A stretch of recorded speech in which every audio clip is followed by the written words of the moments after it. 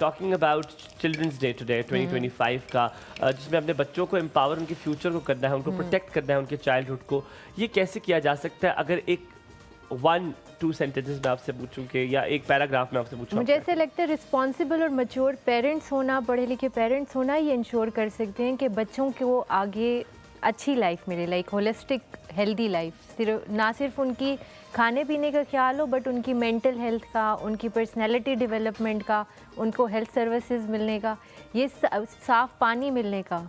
बहुत सारी ऐसी जगह हैं जहाँ बच्चों को साफ़ पानी नहीं मिलता, वो हार्ड वाटर यूज़ कर रहे होते, पहाड़ी जितने भी इलाके हैं, हम वहाँ मेडिकल कैंप्स कर रहे होते तो वहाँ पे बच्चों के पास साफ़ पानी नहीं है, तो उन सब बच्चों के पेट भी ख़राब होते हैं, उनको डायरिया रहता है, कॉन्स्टिपेशन रहती है, डिफरेंट इन्फेक्शंस होते हैं। तो मेरा ख्याल है responsible parents can raise responsible children. अच्छा, ये आपने बड़ी प्यारी बात की है रुमाइसा, और इसी बात के साथ अगर मैं कुछ चीज़ अटैच करूँ, अच्छी तरबियत देना भी एक बच्चों के लिए नीड है, जो आपने उनको अच्छी तरबियत देनी है। और आपने स्टार्ट में एक बात की, I think it is a blessing to have informed and educated parents. ये बड़ी नेमत है कि अगर आपको ऐसे वालिदैन मिले हैं जो इन्फॉर्म्ड भी हैं, जिन्हें पता है कि आजकल क्या चल रहा है, उसके हिसाब से तरबियत करनी है, और देन अगेन वो एजुकेटेड भी है। What do you say on that?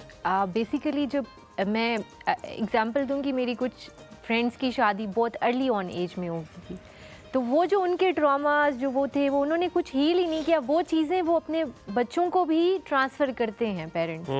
ठीक है, जब बच्चों की मेंटल हेल्थ ठीक नहीं होगी, माँ बाप की आपस में लड़ाई होगी, तो बच्चों की इम्यूनिटी हेल्थ स्ट्रेसफुल इन्वायरमेंट में और ख़राब होगी, वो सोएंगे नहीं प्रॉपर और डिफरेंट इश्यूज फेस करने पड़ेंगे। तो आई वुड सजेस्ट कि सही पेरेंट्स का मैच्योर होना बच्चों की हेल्थ पे बड़ा इम्पैक्ट करता है। हमारे साथ सबसे ज़्यादा टॉप नीड क्या है एक बच्चे की?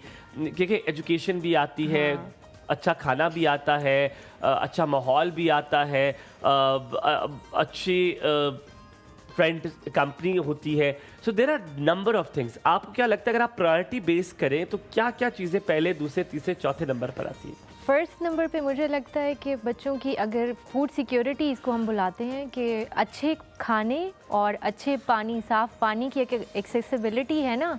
हम शहरों में रहते हैं तो हमें लगता है ये चीज़ तो बहुत नॉर्मल है, हर किसी के पास है, बट ये बहुत बेसिक और बहुत इंपॉर्टेंट चीज़ है। तो आई वुड प्रायोरिटाइज दिस। फिर सेकेंडली ना, सेन घर का इन्वायरमेंट विल बिल्ड सेन बच्चे, कि उनके मेंटल हेल्थ अच्छी रहेगी। क्योंकि मैं आज 2-3 स्टडीज़ में पढ़ रही थी कि अगर बच्चों को स्ट्रेसफुल इन्वायरमेंट हो, अब स्ट्रेस किसी भी टाइप का हो सकता है, कुछ पेरेंट्स बहुत एजुकेटेड हैं, वेल इन्फॉर्म्ड हैं, बट वो बच्चों के ऊपर ये स्ट्रेस करते हैं कि इतने मार्क्स होने चाहिए, 90% से अबव नहीं है तो फिर तुम लोग नहीं। तो वो बच्चे पूरी ज़िंदगी ना अपने आप को इनएडिक्वेट फील करते हैं। तो मुझे ऐसे लगता है कि पेरेंट्स का सिर्फ एजुकेटेड होना इज़ नॉट इनफ, क्योंकि बच्चे, मेडिकल में एडमिशन नहीं हुआ, कितने माँ बाप हैं, दिल में हमारे अरमान रह गया था, बच्चे ने डॉक्टर बनना था, इंजीनियर बनना था, नहीं बना। अब ये चीज़ें, वो चीज़ें जो कि बच्चे स्ट्रेसफुल, जब स्ट्रेस ज़्यादा होती है बच्चों की नींद ख़राब होती है, या वो गैजेट्स की तरफ ज़्यादा जाते हैं, या फिर वो अनहेल्दी हैबिट्स की तरफ जाते हैं, नेगेटिव हैबिट्स की तरफ जाते हैं। उनकी इम्यूनिटी लो होती है, इम्यूनिटी लो होने से उनको डेफिशिएंसीज होती हैं, और यानी it's a cascade of events जो कि इस सारी सिचुएशन। रुमाइसा, आपने स्टार्ट में कहा कि अच्छी खुराक, जैसे फूड सिक्योरिटी का नाम लिया, अच्छी खुराक एक बच्चे के लिए क्या, और बच्चा का किस एज तक होता है?